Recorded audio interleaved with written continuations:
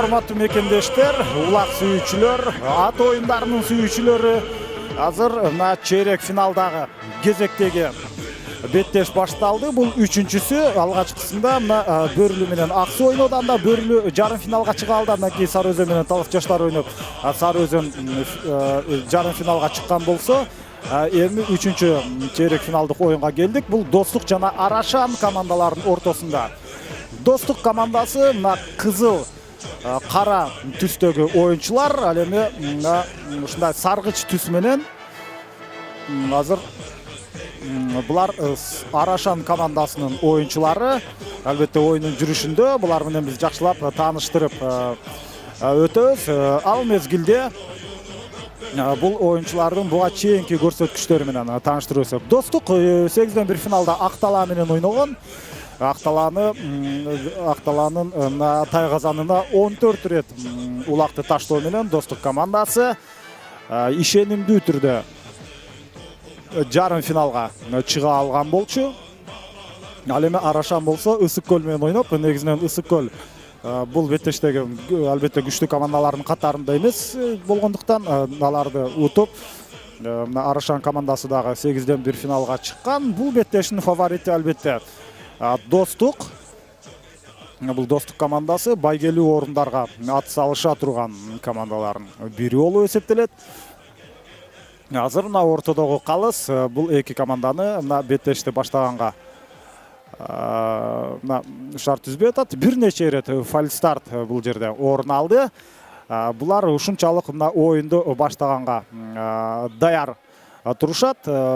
Биз болсо азыр ышкырык жаңырып, оюн башталгандан кийин командалардын курамы менен тааныштырып баштайбыз. Бул жерде мына Арашандагы албетте лидер бул Жишан Алсеитов. Өз учурунда Каулан, Достук командаларында ойноп жүргөн. Мына ушул Жишан Алсеитов азыр өзүнүн мурдагы эски командасына каршы ойноп жатат. Ысык көл менен ойногондо да ошол Жишан Алсеитов өзүнүн чыныгы лидерлигин көрсөтүп, 4 жолу атаандаштын тайгазанына мына улакты таштоо менен өзүн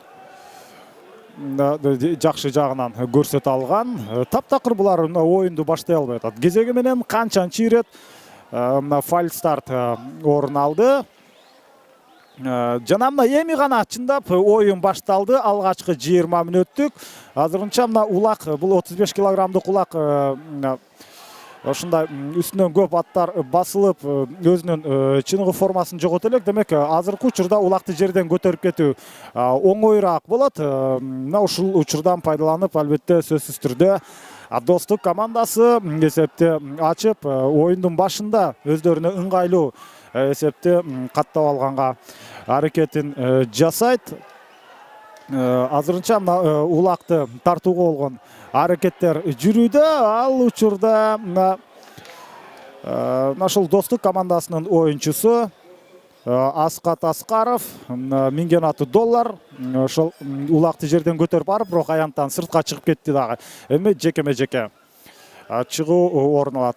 Биз бул эки оюнчунун кимдер экенин айтып өтөлдү дагы. Анан курам менен тааныштырып баштайбыз. Жишан Алсеитов чыкты.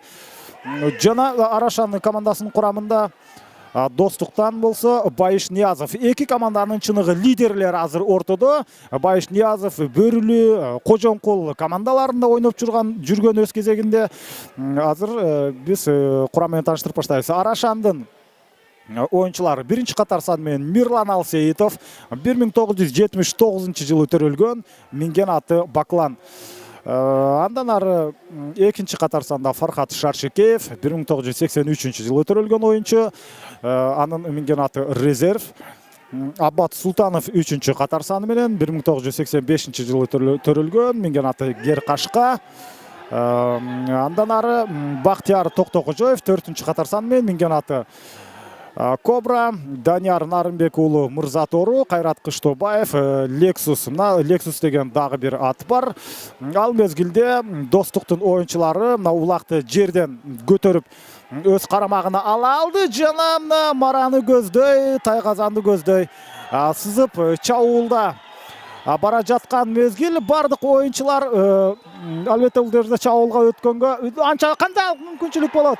Байкашымча Бул Манас Ниязов жок, бир тууган Ниязовдардын ортончусу Кыяз Ниязов улакты таштаганы менен бул эсепке алынбайт. Албетте эсепке алынбайт, себеби ал азыр Кыяз Ниязов улак менен тай казандын ичине түшүп кетти, кирип кетти. Ошондуктан эсеп бул жерде ачылбай калды. Биз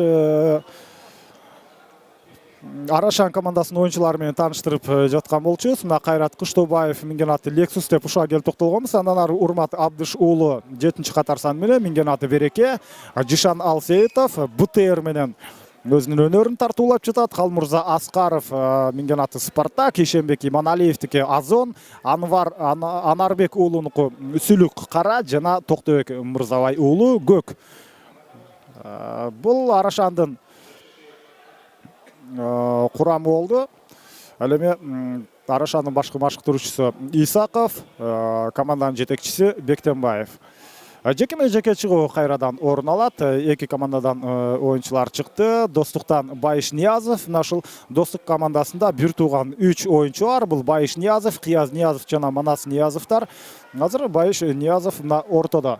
Ага каршы Арашан командасынан чыккан оюнчу бул Жишан Алсеитов. Бул дагы чыныгы лидер. Жекеме-жекеден оңой менен Достуктун оюнчуларына алсыздыгын көрсөтөт. Тескерисинче алардан күчтүү болуп чыгышы дагы толук мүмкүн. Байыш Ниязов менен Жишан Алсеитов Кыргызстандын улуттук курама командасында ойноп жүргөн мыкты чабандестер, мыкты улакчылар. Достук командасынын курамына келсек, Байыш Ниязов азыр ортодо. Байыш Ниязов улакты жерден көтөрүп кеткенге бир ирет мүмкүнчүлүк түзө алды. Бул 1983-жылы төрөлгөн. Минген аты Спартак же Орус. Мына ушундай бул эки аты бар. Бир эле ат, просто эки аталышы бар бул аргымактын. Андан ары Бауш Султанбеков 2-катар сан менен минген аты Көксерек.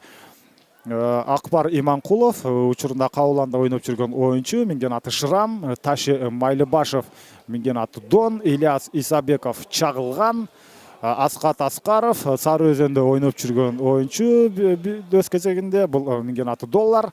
Бакут Алайбек уулу Каулан минген аты Месси. Ушул Месси деген аттагы көп жылдан бери ушул көкбөрүдө жүргөн аргымак. Бирок 8-1 финалда бул көп деле оюнга аралашкан жок. Көбүнчөсү алмашууда жүрдү. Кыяз Ниязов, бир тууган Ниязовдардын ортончусу, минген аты Мерлин. Самат Молдокулов Япончик, Манас Ниязов Бойко, Белек Мусакеев болуш керек. Девятка жана Рамзат Бөкөнбаев Шторм. Булар 8-1 финалда ойногондо эң көп упай чогулту алган Кыяз Ниязов болгон. Ал 4 рет атаандашын тайгазанына улакты таштаган. Кыяз Ниязов, андан сырткары Манас Ниязов дагы 4 жолу улакты атаандашын тайгазанына таштаган. Жана 3 рет Байыш Ниязов дагы улакты таштаган салган болчу. Бул мына бир тууган Ниязовдор. Байыш Ниязов 3 жолу болсо, ал эми Кыяз Ниязов менен Манас Ниязовдор 4 жолдан улакты тайгазанга сала алган. Үй бүлөсү менен чыныгы улакчылар азыр кайрадан жекеме-жеке орун алууда. Бул ирет мына Достуктун оюнчусу улакты жерден көтөрүп кеткенге мүмкүнчүлүгү болгон Байыш Ниязовдон. Байыш Ниязов кайрадан улакты жерден көтөрүп барып, андан ары ийгиликтүү оюнун уланты алган жок. Негизи оюндун мына алгачкы бөлүгүндө албетте Арашан командасы татыктуу атаандаштыкты көрсөтө алат. Себеби азырынча Жишан Алсеитов учурунда ушул Достук командасынын ойноп жүргөн оюнчу бул толугу менен күчүндө. Ал эми акырындап чарчап баштагандан кийин мунун башка өнөктөштөрү мындай Арашандын курамындагы бардык оюнчулар албетте мына Жишан Алсеитовдун деңгээлинде эмес. Дээрлик жакын, бирок андай эмес. Андыктан бул командалык күчтүүлүк барып экинчи, үчүнчү таймдарда өзүнүн жыйынтыгын берет болушу керек. Азырынча мына тең ата оюнду көрүүдөбүз. Эми Арашан командасы бул мына Ысык көл менен ойногон 8-1 финалда. Анда мындай татыктуу атаандаштык болуп, анын жыйынтыгында гана өз командасына ийгилик алып келип, айрыкча Жишан Алсеитовдун чоң эмгеги анда керекке жараган. Бирок достук оюнчулары эмнегедир азыр өздөрүнүн фаворит экенин көрсөтө албай атат. Байгелүү орундар үчүн күрөшө турган команда деп айттык. Аны иш жүзүндө далилдей элек. Азыр кайрадан жекеме жеке чыгуу орун алат. Албетте эки командадан бирден оюнчу өздөрүнүн жекеме жекеден улакты андан ары көтөрүп кетүү болгон аракетин күтүп турушат. Достуктан кайрадан эле Байыш Ниязов, ал эми азыр Арашан командасынан Жишан Алсеитов. Байыш Ниязов менен Жишан Алсеитовдун чоң Байыш Ниязов менен Жишан Алсеитовдун эрегиши беттеш башталгандан эле булардын да эрегиши орун алып баштаган. Байыш Ниязовдун минген аты Орус, ал эми Жишан Алсеитовдуку БТР менен Орустун тиреши. Азыр Байыш Ниязов булардыкы дагы абдан принципиалдуу атаандаштык. Ушунчалык намыскөй чабандестер таптакыр демилгени бири-бирине бергенге оңой менен мүмкүнчүлүк түзүп бербейт. 35 килограммдык улак азыр салмагы андан да оорураак болуп калды. Себеби жерде көбүрөөк жаткандыктан ал сууланып, ошентип 40-45 килограмм салмакка жетип калды деп айтсак болот. Ал мезгилде Байыш Ниязов биринчи номер менен иштеп атат. Бул туура эле көрүнүш. Жишан Алсеитов экинчи номерде эмне үчүн? Анткени ал энергиясын беттештин аягына чейин сакташы керек. Улакты жерден көтөрдү Байыш, бирок андан ары ийгиликтүү алып кете алган жок. Улакты өз карамагында ала алган жок. Эми Мындан ары БТРден азыр бир сыйра атырылган учуру. Бул дагы психологиялык чабуулдардын бири деп айтсак болот. Буларга бөлүнгөн убакыт соңуна чыкты. Кийинки ортодо жекеме жекеге эки командадан бирден оюнчулар чыгат. Арашандан чыккан оюнчу бул Анарбек уулу. Ал эми ага каршы ойноп жаткан бул достук командасынан чыккан оюнчу өзүнүн алгачкы аракетин жасап көрдү. Жаңылбасам бул Бауш Султанбеков болушу керек, бирок чыныгы улакты жерден алып андан ары кеткенде биз так ким экенин аныктап тактап алабыз. Бул иретте дагы деле татыктуу атаандаштык көрүнүп турат. Экинчи катар санда ойногон бул Бауш Султанбеков. Минген аты бул жакта табыштама боюнча Көксерек болушу керек эле, бирок булар аттарын алмашып чыккан экен. Демек бул анык Көксерек эмес. Дал башка ат. Улак үчүн болгон күрөш уланууда. Анчалык кооптуу абал бул жерде орун албай жатат. Анткени улак жерде болуп жекеме жекеге көп убакыт сарпталууда. Азыр болсо Бауш Султанбеков улакты жерден көтөрүп кетти. Жана андан ары албетте белгиленген чийинен сыртка чыгарып салды. Эми сүрмө топ улакты жерден алуу болгон аракетин жасайт. Бул жекеме жекеге караганда бир аз кызыктуураак. Бул көрүүчүлөргө дагы көрүүчүлөр үчүн болгон аракет. Ал мезгилде Арашан командасынын оюнчусу Калмырза Аскаров улакты да бир жолу тартып барып ал дагы көтөрүп кете алган жок. Ушундай эмоцияны чыгарып бир жакшы коос көрүнүштү көрөбүз деген учурда тескерисинче ал чабуул башталган деле кайрадан соңуна чыгып калды. Улакты жерден көтөрүп кетүүгө эки командада тең таптакыр мүмкүнчүлүк болбой атат. Ушунчалык жыш жайгашкан оюнчулар жана улакты көтөргөн учурда башка аттар улакты буту менен басып алып, бул дагы тоскоолдук жаратат. Атаандаштар тоскоолдук жаратат. Негизинен албетте барьерлер абдан көп. Ошонун баарынан мына айырмаланып улакты жерден көтөрүп кетүү оюнчуларга мына чоң кыйынчылык жаратууда. Булар бирок аттар дагы көнгөн. Аттар мына ушундай оюндан тыгылышып, түртүшүп, кысылып жүргөн жерден ырахат алат жана улакчылар өздөрү дагы мына ушундан ырахат алат деп айтсак болот. Мына сырттагы сүрмө топ улакты көтөрүп кете турган убакыт дагы соңуна чыкты. Кайрадан жекеме жеке оюн орун алат. Аттардын мүнөзү дагы ушунчалык мына өзгөчө. Алар жөн турган учурда дагы ушундай ордунан энергиясы ичине батпай, ары бери сейрөлүп, атырылып турган мезгилин көрүүдөбүз. Азыр улак ортого салына турган мезгил келип жетти. Эки командадан ким чыгат? Биз күткөндөй эле Байыш Ниязов жана Жишан Алсеитов. Жишан Алсеитов экинчи номер менен иштеп жаткан болсо, Байыш менен Жишан Алсеитовдун мына лидерлердин кармашы азырынча бул эки оюнчунун арасынан кимиси мыкты экени далилдене элек. Булар мына сүрмө топ көбүрөөк аракет кылып, азыр мына ушул Арашан командасы чарчап чалыгышы керек болчу. Бул достук оюнчуларынын пикири боюнча, бирок мындай жекеме жеке көбүрөөк орун алганда алар чарчап чалыкпайт. Демек оюн бир топко чейин, мүмкүн 3-чү таймга чейин ошол жеңүүчү ким болот деген суроого биз так жооп таппай калышыбыз мүмкүн. Бирок көрүүчүлөрдүн, көкпөрүнү сүйгөндөр жакшы билет. Достук командасы албетте кагаз жүзүндө жарым финалга чыкканга жакыныраак команда деп айтылып келет.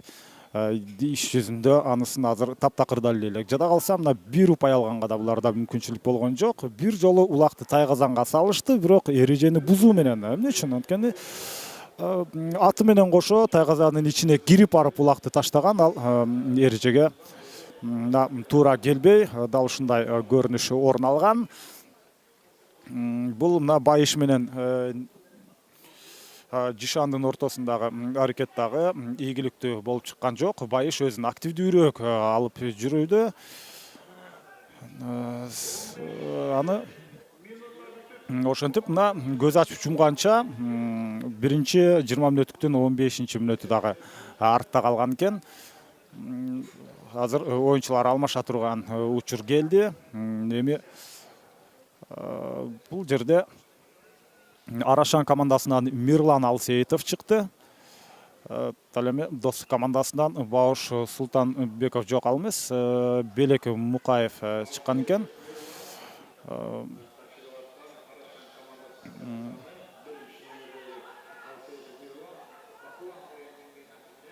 Жана кезектеги мына 1-1 бул жерде орун алууда.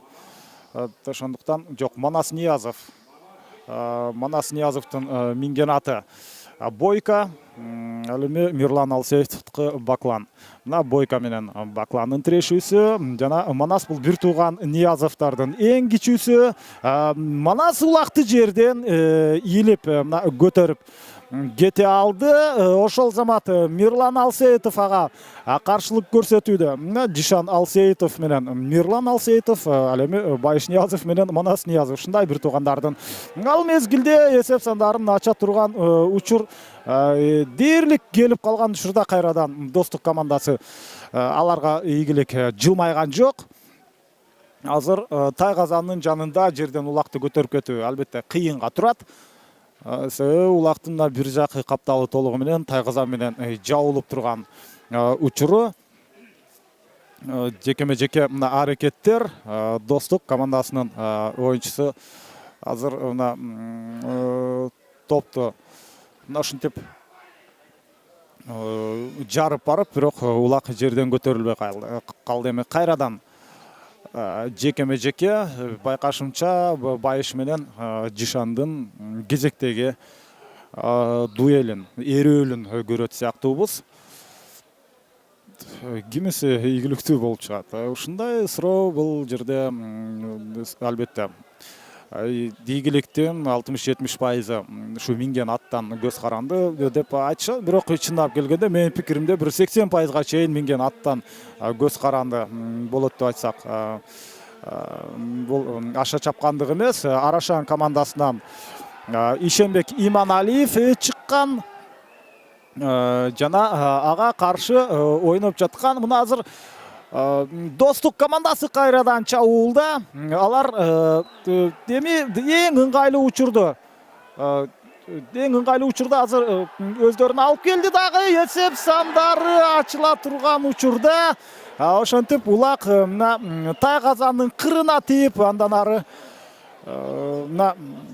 ийгилик жылмайбай калды. Бул байкашымча Манас Ниязов болуш керек эле. Ал ойын таласын таштап кетти.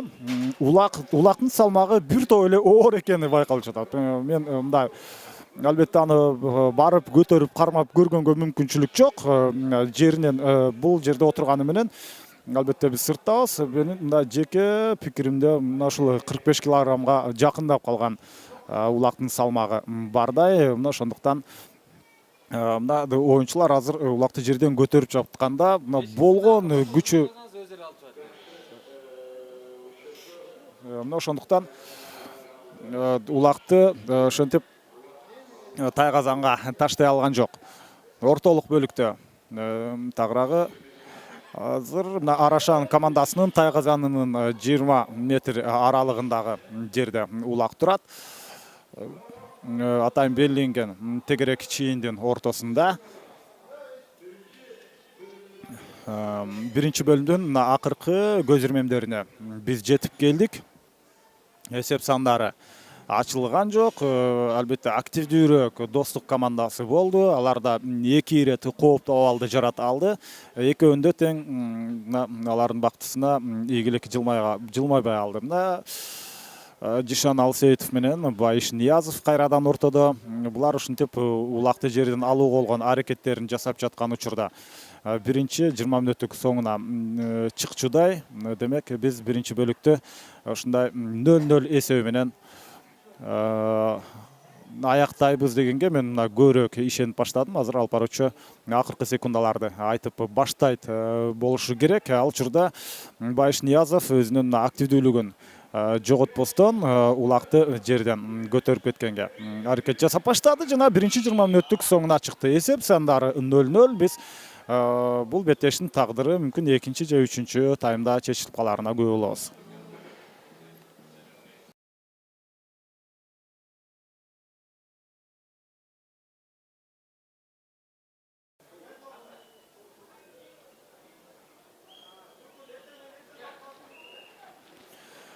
Достук менен Арашан командасынын ортосундагы экинчи 20 мүнөттүк башталды.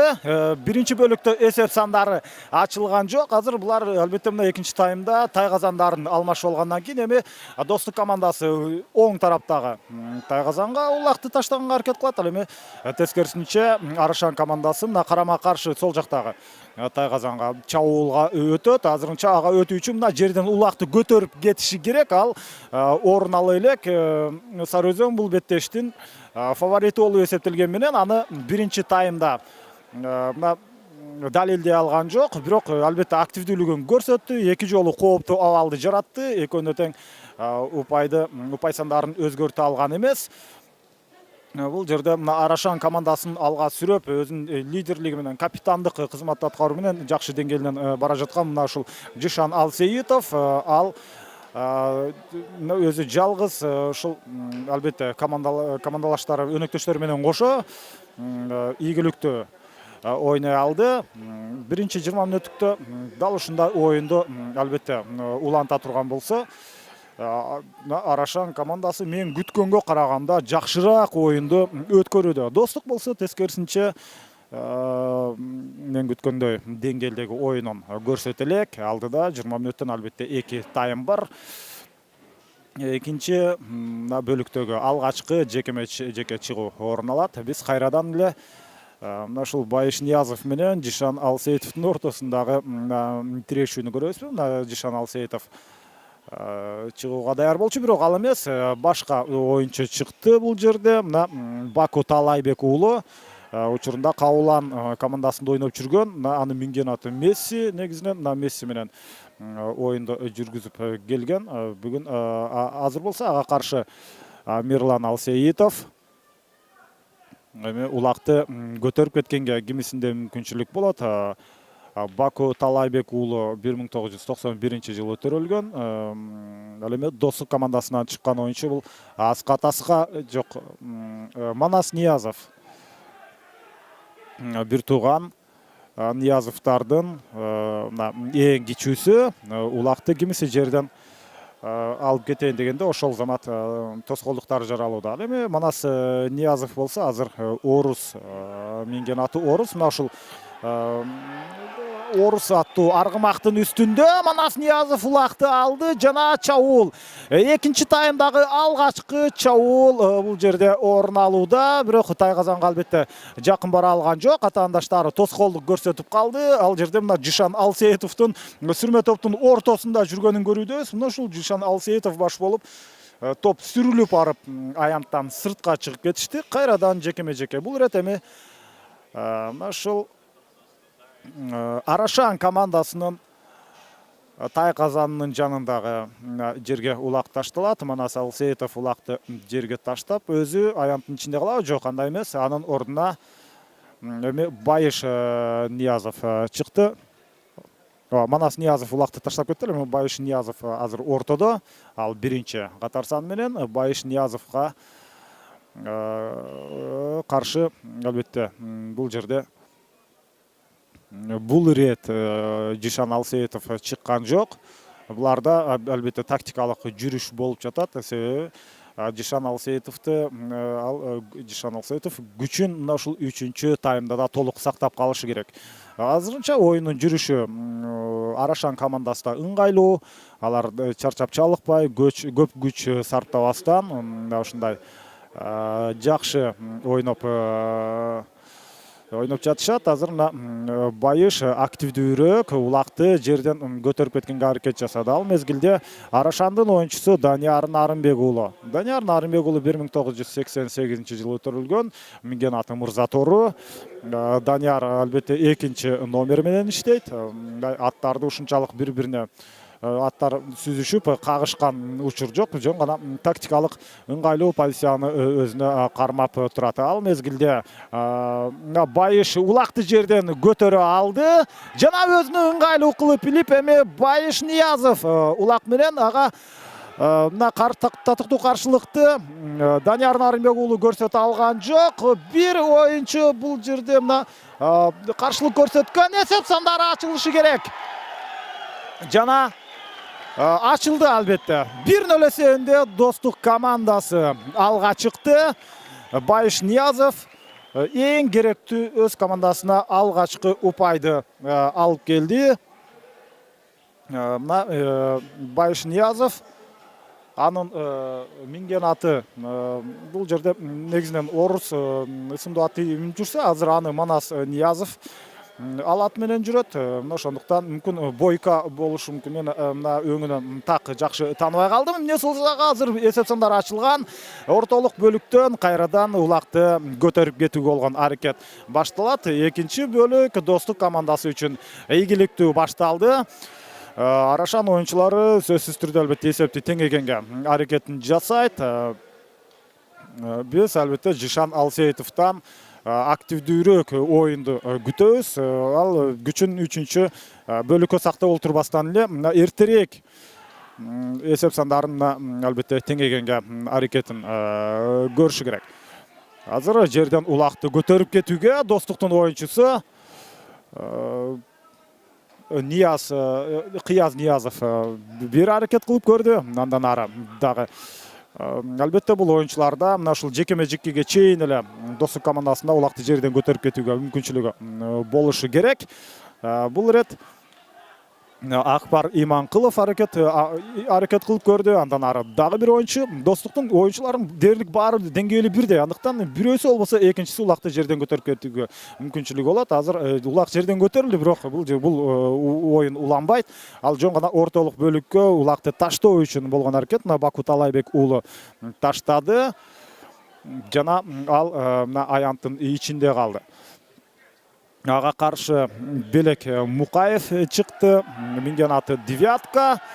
Ал мезгилде жок, Белек Мукаев улакты жерден көтөрө алды. Анвар Анарбек уулу чыккан ага каршы Арашан командасынан. Достуктун оюнчусу анчалык каршылыксыз эле улакты жерден көтөрүп алгандан кийин ошол замат чабуулга чыга албай сүрмө топтун ортосунда калды. Андыктан азыр улак кимде? Улакты мына Жишан өз карамагына ала алган экен. Андан ары мына Кооптабал Жаралбай мына Достук командасынын Тайказанынын тегерек жанында азыр сүрмө топ кармалууда.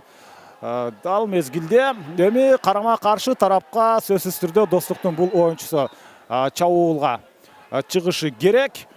Катарынан Достуктун бул оюнчусунун эки капталына тең оюнчулар келүүдө. Мына өз өнөктөшүнө топту ашырып берди. Демек биз азыр албетте бир Тайказандан экинчи Тайказанды көздөй мына ылдам чабуулду биз көрүшүбүз керек. Эмнегедир Достуктун оюнчулары баары башка жакта калып, ал мезгилде дээрлик азыр мына чабуул бул жерден орун алат. Кыяз Ниязов улак менен Кыяз Ниязов мына бардык сүрмө топту каршы эпкинде ары өткөрүүгөнгө аракетин жасап көрдү. Ал мезгилде Мирлан Алсеитов ага каршылык көрсөтүүдө. Мирлан Алсеитов жолун тороп азыр Кыяз Ниязовго мүмкүнчүлүк бербей жатат. Өзгөчө көрүнүш бул албетте улакты мына ушундай Тайказанга барганда бирден менен улакты таштоо үчүн ушундай так ээрдин кашына улакты коюп алган. Ошон үчүн албетте мына ушул Арашан командасында улак тартылганга мүмкүнчүлүк болуп жаткан болчу. Бул кезде эми эсеп сандары 2-0 жетти. Жана жетти албетте. Кыяз Ниязов экинчи упайды өз командасына алып келди. Экинчи бөлүктө бул команда ишенимдүүрөөк. Кыяз Ниязов бир тууган Ниязовдардын ортончусу, минген аты Мерлин. Эсеп сандарын 2-0 жеткирди. Өзү 1987-жылы төрөлгөн. Байыш Ниязов 83-жылы төрөлгөн. Ал эми ийнеси Манас Ниязов 93-жылы төрөлгөн. Эсеп саны 2-0. Арашан командасы биринчи бөлүктөгүдөй деңгээлин көрсөтө албай жатат. Азыр улак албетте кайрадан борбордук бөлүктөн жалпы сүрмө топтун талашы менен башталат. Мына абдан жогорку ылдамдык бул жерде орун алган жок. Эми Урмат Абдышуулу ал мезгилде Аскат Аскаров улакты жерден бир топко чейин сүйрөп барып, бирок толук көтөрүп кеткенге мүмкүнчүлүк алган эмес. Байыш Ниязовдун аракети, андан ары Данияр Нарынбек уулу дагы аракет кылып көрдү. Албетте биз аракет кылган ар бир оюнчунун атын айтып отурганга негиз жок. Анткени алардын бул аракеттери ийгиликтүү эмес. Бирок жекеме-жекеге караганда бул мына ушул сүрмө топтун улакты жерден алууга болгон аракети кызыктуураак. Оюнга көбүрөөк беттеште мына динамикалуу кыймыл аракеттер бар. Деме мына Байыш Ниязов улакка жакын келди. Ошол замат Байыш Ниязовго Мирлан Алсеитов келип каршылык көрсөткөн. Мына сүрмө топтун улакты жерден көтөрүүгө болгон белгиленген убактысы соңуна чыкты. Кезектеги жекеме-жеке 2-0 эсеби бул Достук командасы үчүн ыңгайлуу. Оюндун мындай жүрүшү уламдан улам эсеп сандары өзгөрүп турганга алып келбери аныкталып калды. Ошондуктан оюндун дал ушундай жүрүшү Достук командасы үчүн албетте мындан ары маневр жасаганга толук мүмкүнчүлүк берет. Алар өздөрү каалагандай тактикалык жүрүштү өзгөртүп алып, анын жыйынтыгында оюнду улантса болот. Ортолук бөлүккө мына жекеме-жекеге чыкканга оюнчулар даяр. Бул Жишан Алсейитов. Жишан Алсейитов ортодо. Бул рет мүмкүн ушул Жишан Алсейитов өзүнүн күчүн ортого салып, улакты жерден көтөрүп кеткенге аракетин жасайт болуш керек. Ага каршы Манас Ниязов чыкты. Манас Ниязов биринчи номери менен ал улакты Манас Ниязов мына 93-жылы төрөлгөн бул оюнчу азыркы учурда мына 23 жашка жашы таяп калды. Улакты өз карамагында алып кала алды. Ошол замат өзүнүн өнөктөшүнө улакты өткөрүп бергенге аракет көргөн Рамзат Бөкөнбаевка. Жана мына Рамзат Бөкөнбаев жана Манас Ниязов экөө чогулуп алып улакты көтөрүп бараткан. Ал учурда Жишан мына чапкенедей улакка жабышты. Ал оңой менен кое бербейт болушу керек. Жана өзүн алып алды азамат Жишан Алсейитов. Бул көрүнүшү жакшы, бирок аянттан сыртка чыгып кетпеши керек болчу. Эми кайрадан албетте жекеме-жеке улакты тартууга болгон аракеттер орун алат. Жишан Алсейитов мына улакты такымга басып алып, шашпай, жай баракат келе жаткан учуру. Арашандын мына командасындагы албетте чыныгы лидер Жишан Алсейитов абдан тажрыйбалуу, Кыргызстандын улуттук курама командасын ойноп жүргөн, эл аралык деңгээлдеги оюндарда, көчмөндөр оюндарында өзүнүн талантын тартуулап жүргөн оюнчу. Ортолук бөлүккө улакты таштап, өзү ортодо калды. Мына дал ошондой демек Жишан Алсейитов жана ага каршы Бауш Султанбеков. Бауш Султанбеков ошол замат улакты жерден көтөрүп ала алды, бирок жерден көтөргөнү менен ат үстүндө ушул Жишан Алсейитовдун канчалык мына күчтүү экенин биз жакшы билебиз. Улакты өз карамагында алып, мына Жишан Алсейитовду өзүнүн достуктун өнөктөштөрү артта калтырып, кезектеги чабуулга чыкканга мүмкүнчүлүк болуу катары менен эки оюнчу ага каршы келген. Экөө тең жазгырып өттү. Үчүнчүсү арттан келип, мына уламдан улам алар азыр достуктун башка оюнчулары албетте байыш жок бул жерде Баушка жардам бериши керек. Анткени башка оюнчуларды мына четке сүрүп чыгарып, аны жалгыз өзүн жалгыз мына тайгазанга чыгарып бериши керек болчу. Ал ийгиликтүү азырынча болбой атат. Канчалык артка суурулуп чыкканга аракет жасаган менен ушунчалык мына мобилдүү оюнду Арашандын оюнчулары көрсөттү.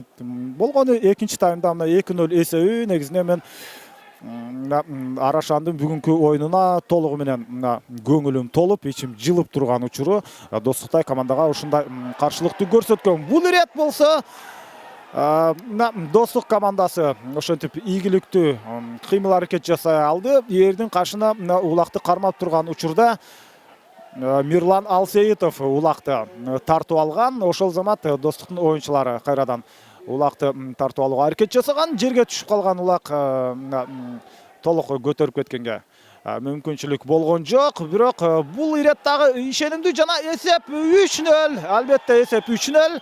Бул таза эреженин алкагында. Андыктан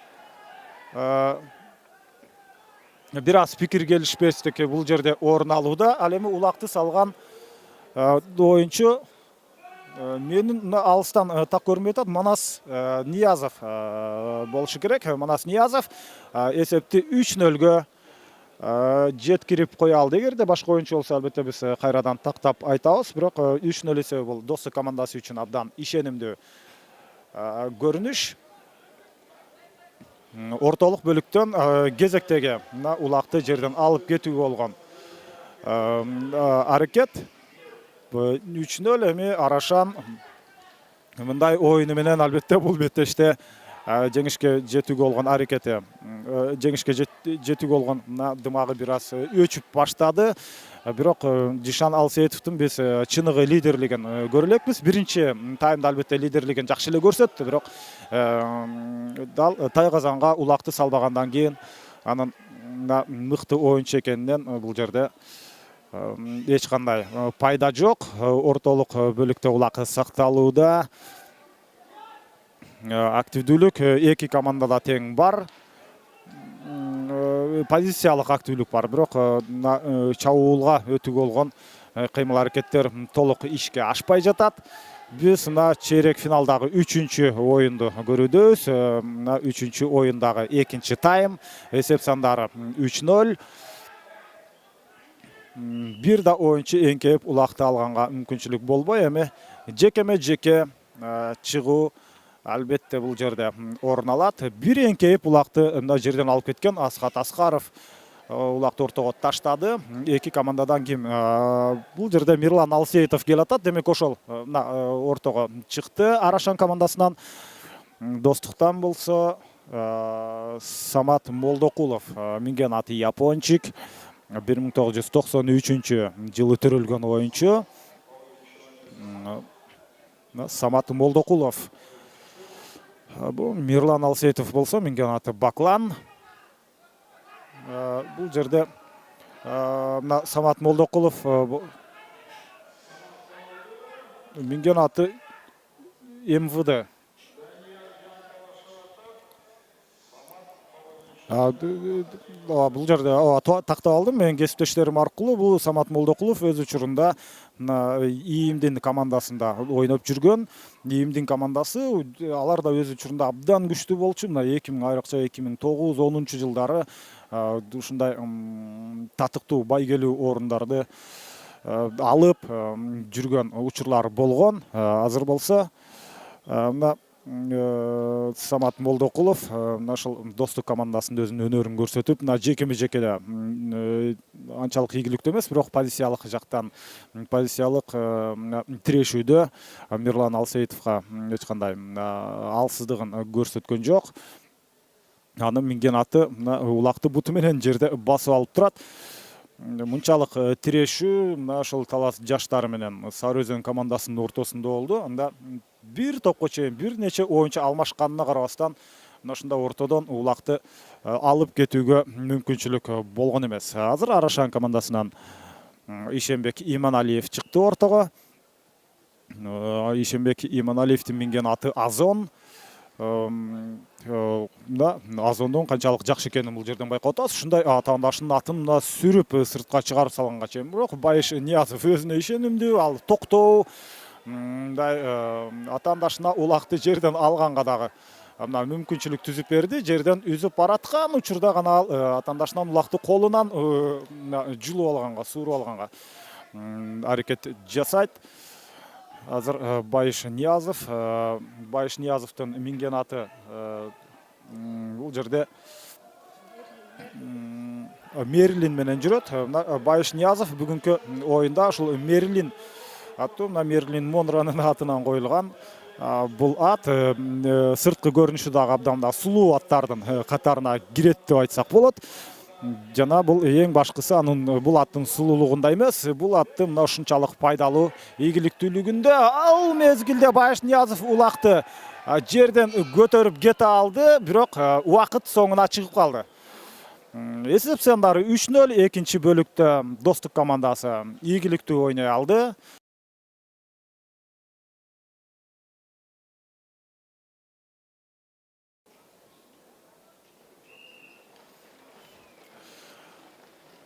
Достук менен Арашан командаларынын ортосундагы 3-20 мүнөттүк башталды. Эсеп сандары 3-0. Ал эми улакты тайгазанга таштагандар бул Байыш Ниязов, Кыяз Ниязов жана Манас Ниязов.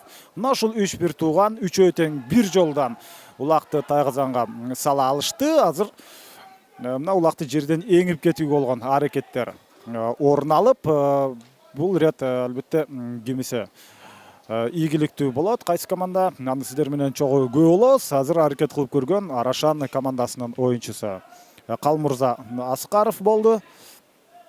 Бирок ал дагы ийгиликтүү болуп чыккан жок. Ал мезгилде буларга албетте белгиленген убакыт бар. Ал учурда улакты жерден эңип кете албаса, жекеме-жеке чыгып орун алат. Калсын ишкыргы жаңырды. Демек ортодон жекеме-жеке үчүн болгон аракеттер орун алат. Азыр болсо биз команданын курам менен дагы бир жолу тааныштырып өтсөк, Мирлан Алсеитов Арашан командасында биринчи катарсан менен, анын минген аты Баклан, андан ары Фархат Шаршыкеев резерв, Аббат Султанов үчүнчү Керкашка, Бактияр Токтокожоев Кобра, Данияр Нарынбек уулу Мырзатору, Кайрат Кыштобаев Лексус, Урмат Абдыш уулу Береке, Жишан Алсейтов болса БТР менен, Спартакта Аскаров Калмурза, Ишенбек Иманалиев болса Азон менен, Сүлүк Карада Анвар Анарбек уулу жана Көк деген ат менен Мырзабай уулу. Токтобек азыр болса мына ортодон Аскат Аскаров улакты жерден эңип кете алды.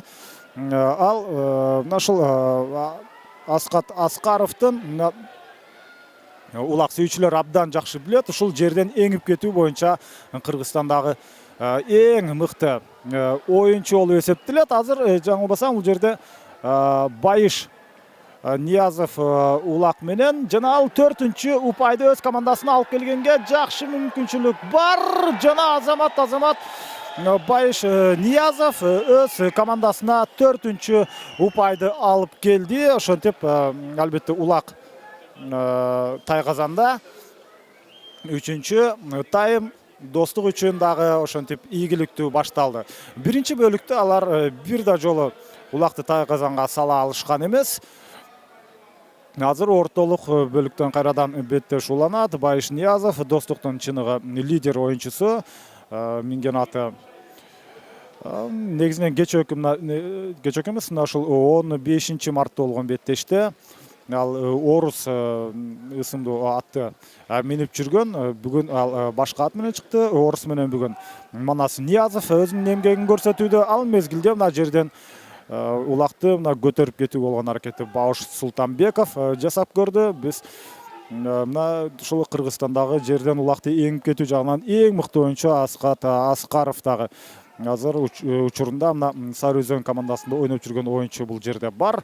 Ал жекеме-жеке чыгууда өзүнүн жакшы жагынан көрсөтө алды. Бирок биз эң мыкты деп бул Аскат Аскаровду айтканыбыз менен башка жерден эңип кеткен мыкты оюнчулардыга эч кандай көлөкө түшүргүбүз келбейт. Кыргызстанда мындай албетте чабандистер бир топ эле көп. Алардын катарында мына ушул эң мыктылардын арасында деп айтсак туурараак болуш керек. Мына Аскат Аскаров дагы азыр сүрмө топ улакты жерден көтөрүп кетүү болгон аракетин жасоодо 4-0 эсе катталып калды. Азыр болсо мына ошентип Манас Ниязов улактала алды. Бул мына 4 тарабы төп келишкен оюнчу.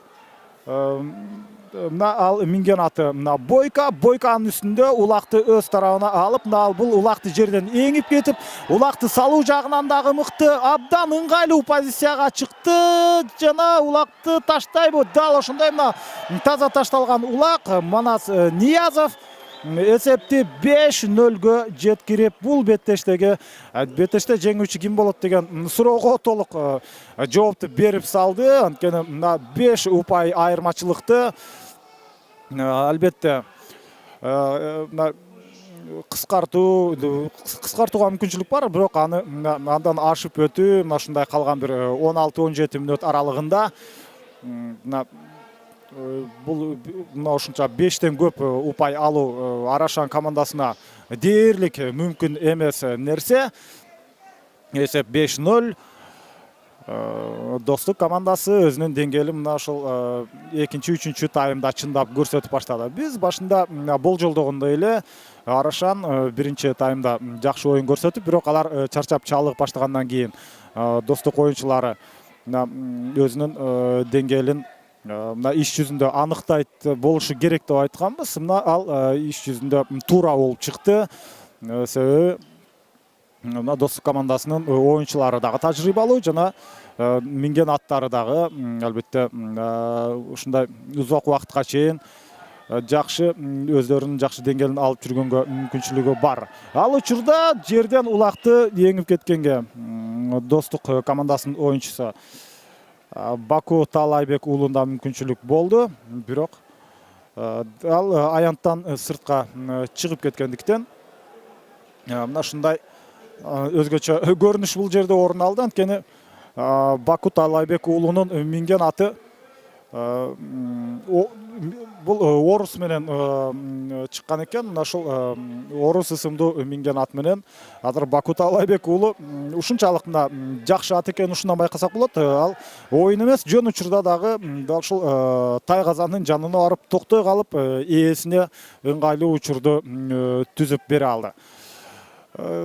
Азыр Жишан Алсейитов ортодо. Ага каршы Асхат Аскаров чыккан. Азат Аскаров мына улакты эңип кетүү жагынан ушунчалык шамдага экенин айтып өттүк. Азыр аны далилдей турган учур келди. Мына ушундай шамдагай мына бир эңкейгенде улакты өзү каалаган ыңгайлуу жеринен кармап, улакты жерден көтөрүп ала алды. Эми кайрадан чабуул уланышы керек, бирок ишенимдүү чабуулга чыкканга мүмкүнчүлүк болбой, эми Байыш Ниязовга улак өткөрүлүп берилди. Жана деми бул жерде жок, Байыш Ниязов эмес, Баку Таалайбек уулунда. Ал минген аты Месси менен бараткан. Ал мезгилде Жишан Алсейитов андан улакты тартып алууга дээрлик мүмкүнчүлүк болуп, эң акыркы мезгилде гана аны улак колунан чыгып кетип, жерге ыргып барып түшүп олтурат.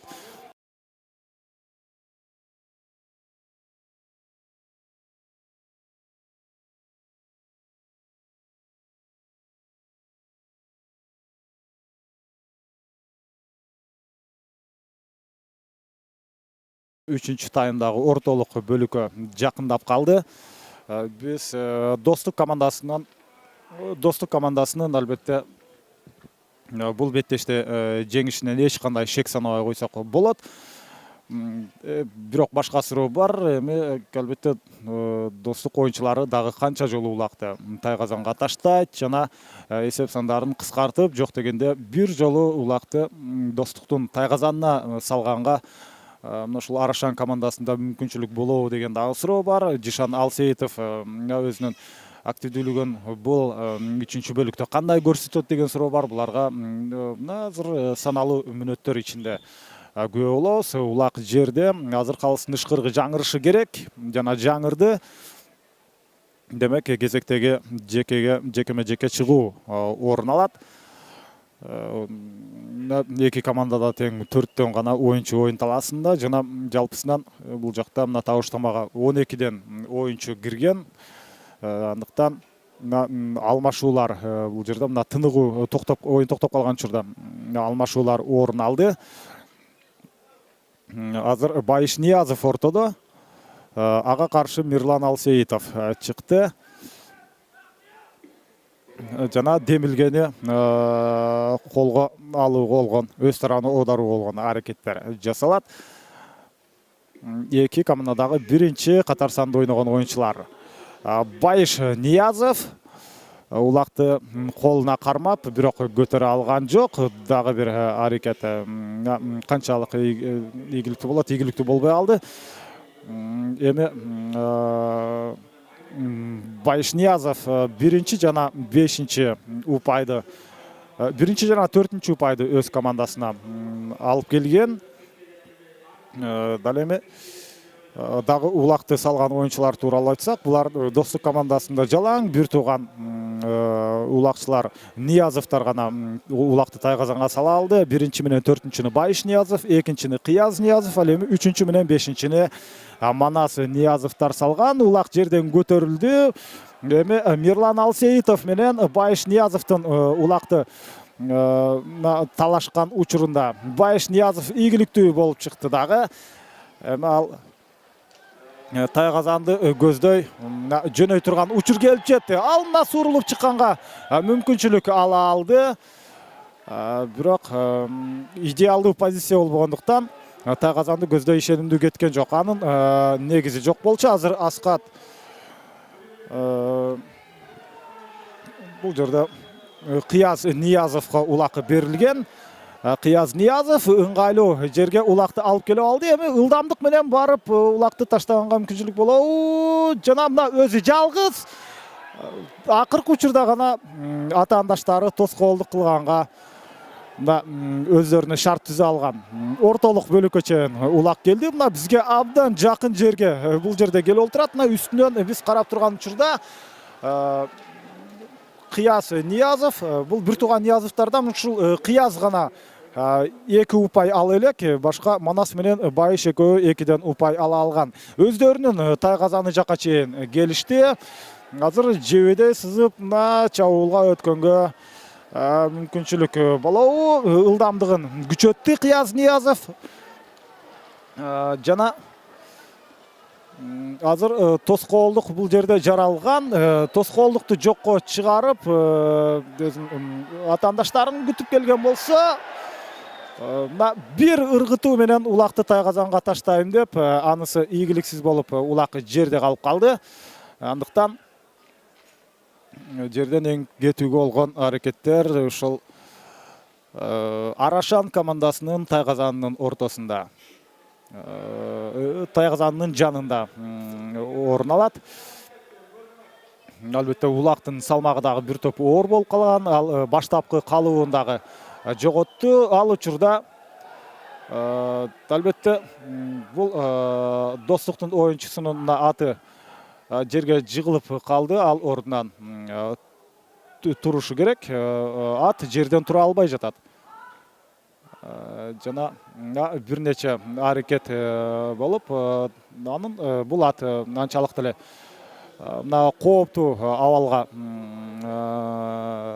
туш келген сыяктуу. Эми ал оюн талаасын албетте таштап кетет. Алмашуулар орун алышы керек. Ар бир командада 12ден оюнчу бар. Андыктан мына бир оюнчу беттештен ары уланта албай калган учурда ошол замат албетте ордун башка оюнчу алмаштырып кете алат. Азыр мына ушундай Арашандын оюнчусу улакты жерден эңип, азыр Арашандын тайказанынын 20 метр алыс аралыкта турган, жекеме-жеке чыга турган аянтка улакты таштап берди. Жишан Алсеитов жана Байыш Ниязов ортодо. Байыш Ниязов 1 номер менен ал улакка жакын турат. Бир эңкейип улакты жерден эңип кетүү болгон аракетин көрдү. Дагы бир жолу ал аракет, бирок экөөнү тең ийгиликтүү боло алган жок. Байыш Ниязов бүгүн өзүнүн жакшы оюнун көрсөтө элек. Калган бөлүктө мүмкүн ансын аракет кылып көрө. Жок, тагыраагы Жишан Алсеитов өзүнүн жакшы оюнун көрсөтө элек. Мына ушул Арашан командасынын лидери 1 таймда өз деңгээлинде ойноду. Эми 2 жана 3 бөлүктө бул Жишан Алсеитов өзүнүн анчалык активдүү алып жүрө алган жок. Улак оюн талаасын тагыраагы мына жекеме-жеке чыга турган аянтты таштап сыртка чыкты. Эми сүрмө топ бири-биринен улакты алганга болгон аракетти жасайт. Ал учурда албетте Арашандын оюнчусу Фархат Шаршыкеевдин аты, резерв деген аты жерге жыгылып туруп, кайрадан өзүнүн ыңгайлуу позициясын ээлей алды. Эми бул ирет Мирлан Алсеитов улакты көтөрө алган жок. Акырындап 3 тайм соңуна жакындап баратат. Биз Достук командасындагы активдүү оюнчуларды дагы бир жолу баса белгилеп өтсөк, анткени Арашандан бир дагы оюнчу улакты тайказанга сала алган жок. Мына Байыш Ниязов жакшы оюн көрсөттү. Кыяз Ниязов, Манас Ниязов жана ошондой эле Баку Таалайбек уулу Самат Молдокуловду айтсак болот. Андан сырткары Аскат Аскаров албетте тайказанга улакты сала алган жок, бирок башка компоненттер боюнча ал өз командасынын эң пайдалуу оюнчуларынын бири катары эсте калат. Кайрадан жекеме-жеке орун алат. Жишан Алсеитов менен Байыш Ниязов кайрадан ортодо. Мына ошол 5-0 эсеби катталгандан кийин бир топ минута өттү. Улак дагы деле жерде калууда. эч ким мына тоскоолдук кылбаган учурда улакты жерден эңип кетүү бир топ кыйын. Андыктан ал мезгилде ушундай эки тагырага атаандашың тоскоолдук кылып жаткан учурда улакты жерден алып кетүү эки эсе кыйындайт. Байыш Ниязов жерден аттан түшүп калып кайрадан ордунан туруп беттешти, андан ары улантып кетти. Ал эми Жишан Алсеитов болсо ошол атаандашы аттан түшүп калган учурда улакты көтөрүп кете алган жок. Убакыт соңуна чыкты, бирок эмнегедир ортодогу калыс андай ышкырыкты оюнду токтото элек. Бирок убакыт соңуна чыгып калды. Биз Достук командасын жеңиши менен куттуктай берсек болот. Алар ишенимдүү түрдө ырыкчы экинчи, үчүнчү таймда ишенимдүү ойноп жарым финалга чыга алды. Биз болсо Арашан командасынын келечеги алдыда деп айтмакчыбыз. Мына ушундай Жишан Алсеитов сыяктуу оюнчулар турганда, ал сөзсүз түрдө өзүнүн айлана тегерегинде мыкты оюнчуларды чогултуп же азыркы оюнчулардын деңгээлин көтөрүү менен кийинки турнирлерде ийгиликтүү ойнойт деп ишене берсек болот.